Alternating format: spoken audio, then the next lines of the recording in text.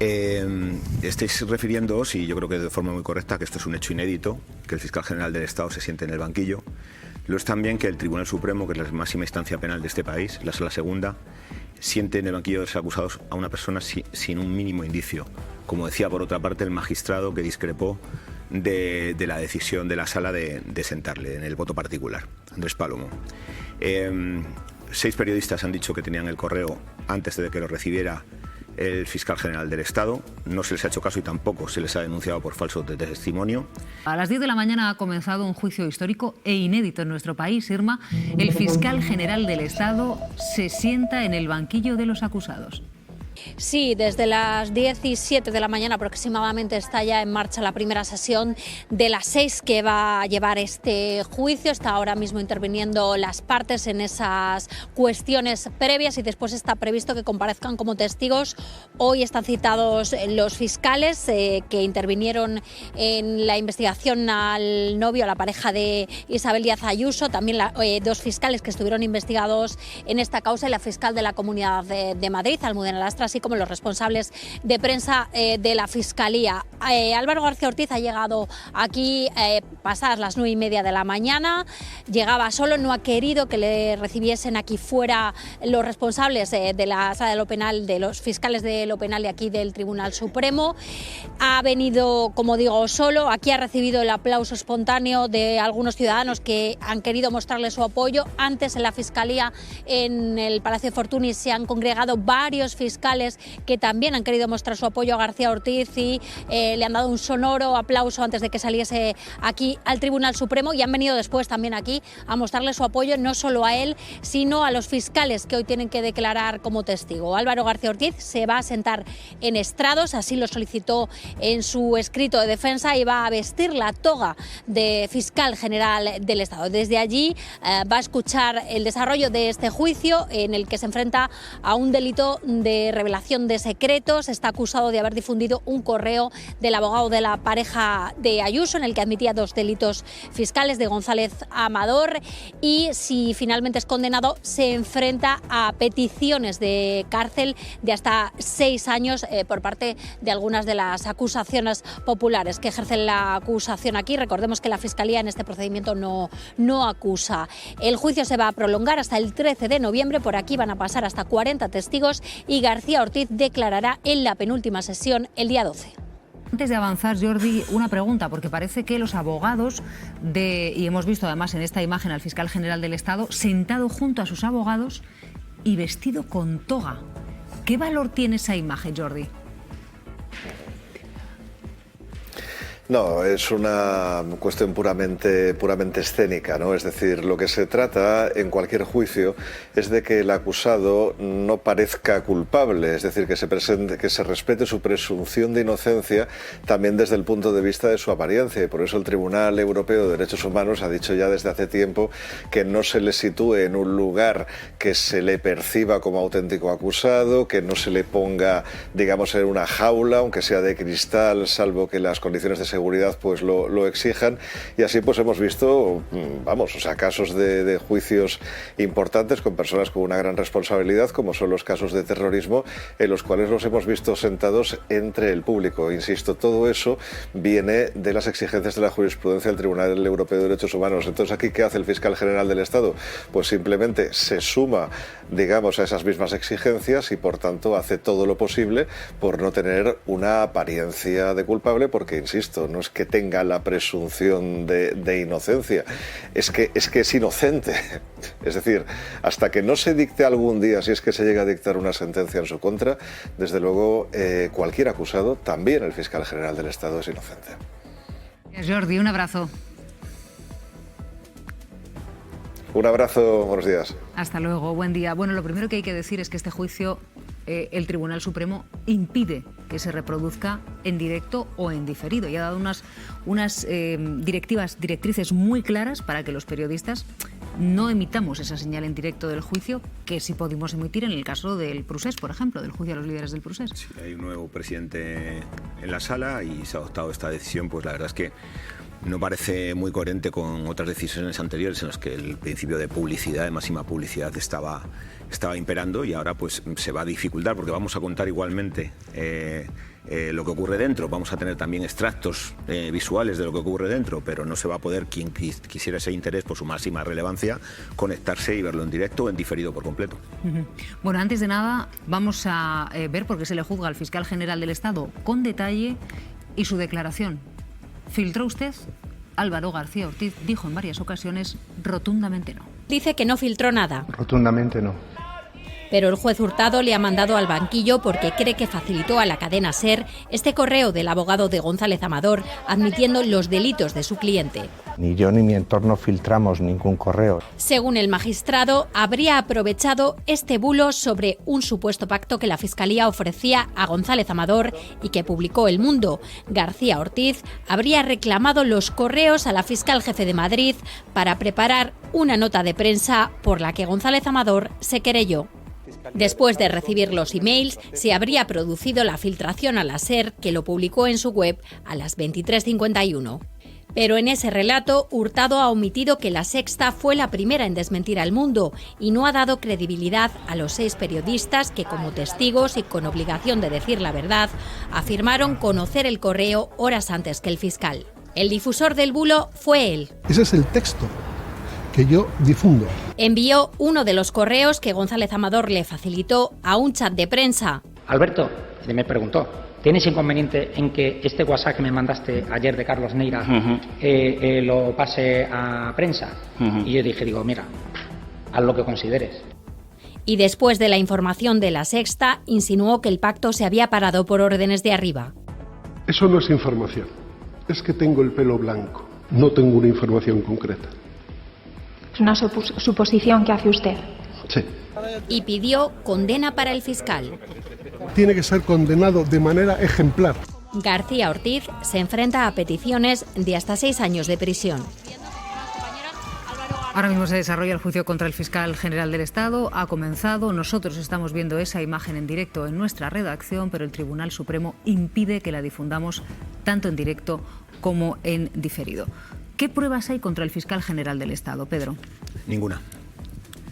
Estáis refiriéndoos, y yo creo que de forma muy correcta, que esto es un hecho inédito, que el fiscal general del Estado se siente en el banquillo. Lo es también que el Tribunal Supremo, que es la máxima instancia penal de este país, la Sala Segunda, siente en el banquillo de los acusados a una persona sin un mínimo indicio. Como decía, por otra parte, el magistrado que discrepó de la decisión de la Sala de sentarle en el voto particular, Andrés Palomo. 6 periodistas han dicho que tenían el correo antes de que lo recibiera el fiscal general del Estado. No se les ha hecho caso y tampoco se les ha denunciado por falso de testimonio. Y los indicios que se apuntan son de tal debilidad como que borró su móvil. El fiscal general dice que por motivos de seguridad.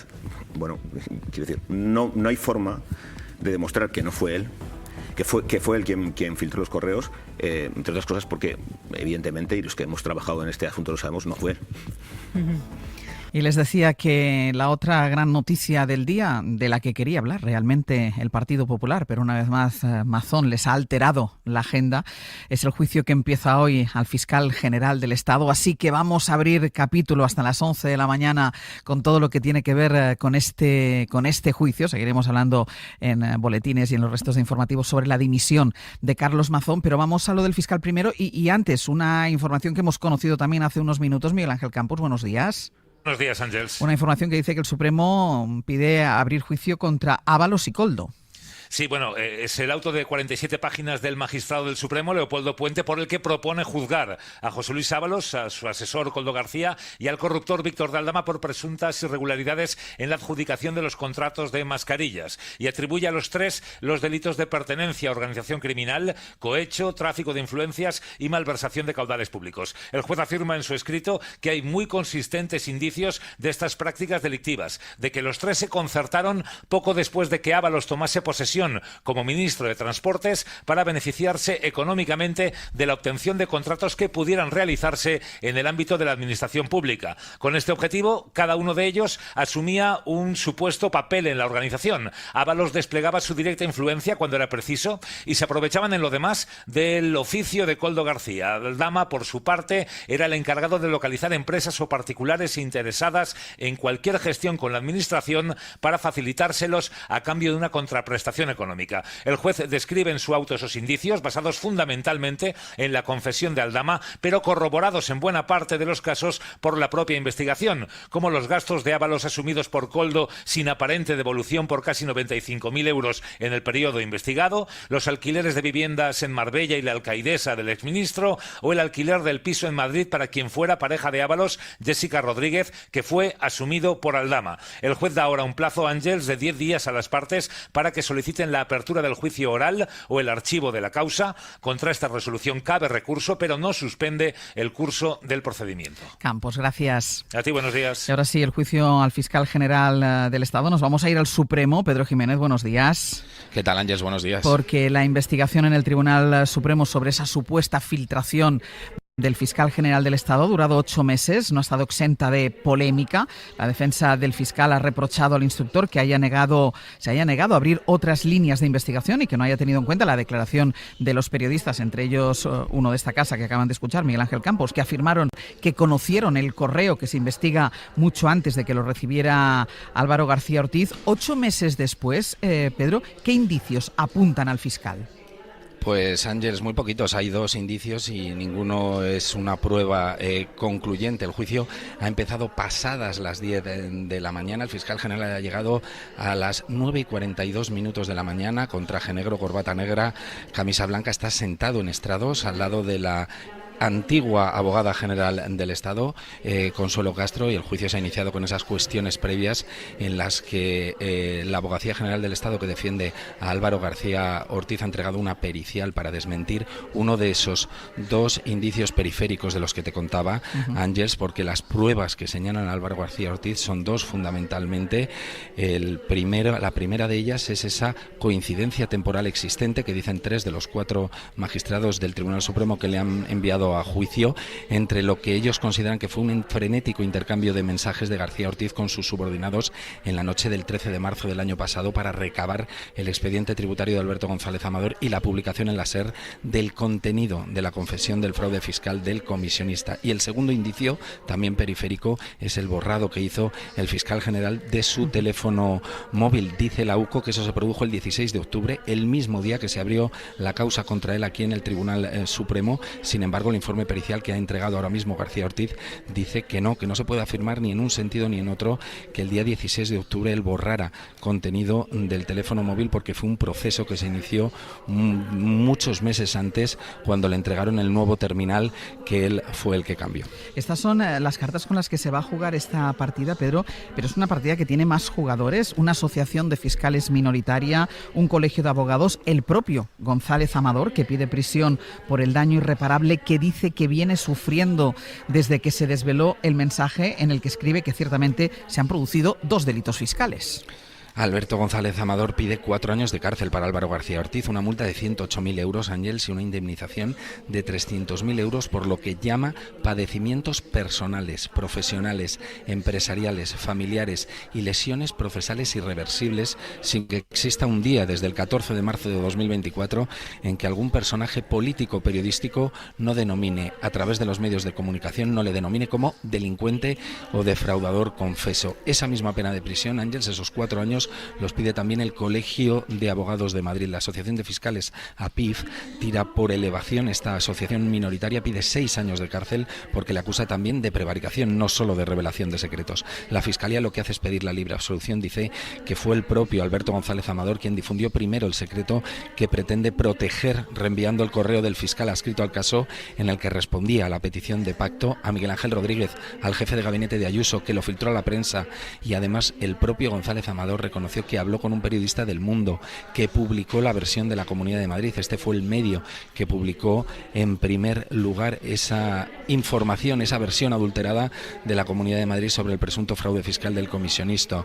Y esos datos, ha dicho la teniente fiscal del Tribunal Supremo, los ocultó el propio González Amador cuando presentó la querella que originó este procedimiento que ya está en marcha aquí en el Tribunal Supremo. Pedro, gracias.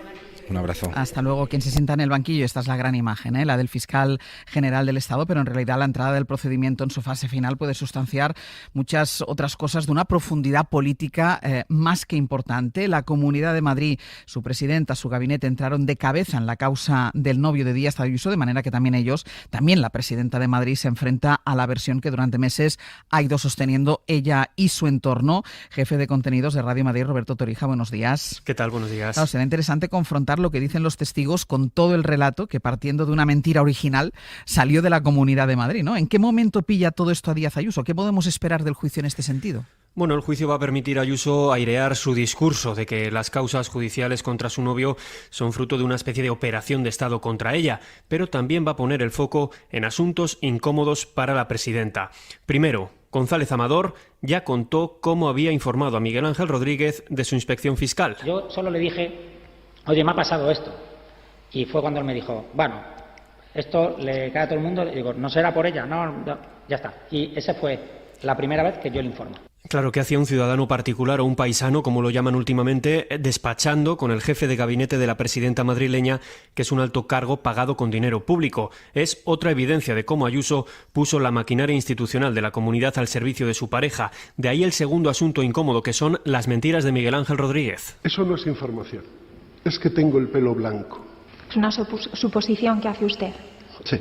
Rodríguez ha admitido que se inventó que la Fiscalía había propuesto un acuerdo a González Amador. Es falso, que este acuerdo se había paralizado por órdenes de arriba. También falso. Esto lo reconoció ante el juez, pero, según Ayuso, esto no es lo mismo que mentir. Torija, gracias. Hasta luego. Antón, estamos ante un juicio inédito. Se sienta en el banquillo de los acusados el fiscal general del Estado, con una instrucción rodeada de polémica judicial y de polémica política, y por eso queríamos hablar con Radio Madrid para que nos contaran bien también este contexto, con escasez, vamos a decir, de pruebas, y con un juez que incluso ha refutado las pruebas que aportaban nuestros compañeros periodistas que contaban un poco la cronología de esa jornada y que al juez instructor ha parecido no importarle nada. Es que se insiste mucho en que es un juicio inédito porque se sienta el fiscal general del Estado, pero no es únicamente inédito por esto. Es inédito que una alta autoridad del Estado arrastre a otra al banquillo sin una sola prueba de cargo, solo con indicios indirectos. La prudencia penal, la prudencia institucional parecen aconsejar otra cosa, sobre todo si tenemos en cuenta que, hasta donde yo sé, las coincidencias no son materia penal. Lo que hay que demostrar no es coincidencia, lo que hay que demostrar es causalidad. Que la filtración fue consecuencia de ese frenético tráfico de correos, no que hubiera una coincidencia en el tiempo. Es inédito también porque es la primera vez, yo creo, en la historia penal española y puede que mundial, que se va a juzgar por revelación de secretos, un secreto que ya estaba revelado. Es muy difícil de explicar, que es que se sienta en el banquillo de los acusados quien contó la verdad a la opinión pública, acusado por aquel que mintió a la opinión pública e intentó manipularla. Lo cual, en términos jurídicos, es difícilmente explicable. Es como si alguien va a atracar a un banco y el que acaba sentado en el banquillo acusado por el atracador es el policía que lo detuvo. Lo que pasa es que esto ha provocado la tensión de una institución como es la Fiscalía General del Estado, con el debate, si a pesar de considerar su inocencia y de defender su inocencia, con el debate de si un fiscal general del Estado en activo puede compatibilizar el estar sentado en el banquillo de los acusados con un cargo de esta responsabilidad. Pues que la cuestión es el precedente que se sienta, Ángels.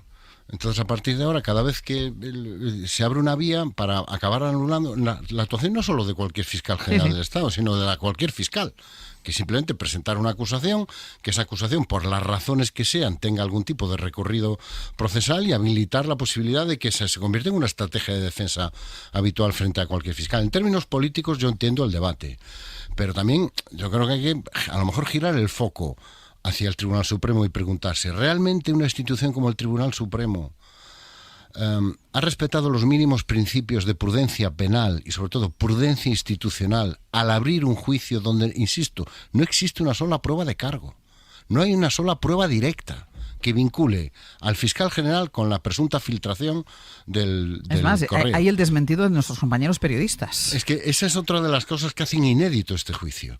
Que es que yo hacía mucho tiempo que no veía una instrucción con un sesgo de confirmación tan acusado. Es decir, solo admito aquello que ratifica mi versión. O sea, es la primera vez en mucho tiempo que yo veo que en una instrucción no se tiene en cuenta el testigo, el testimonio de periodistas acreditados, y se tiene en cuenta, se le da más valor al testimonio a un defraudador confeso y a un difundidor de bulos profesional, que además lo reconoce en sede judicial.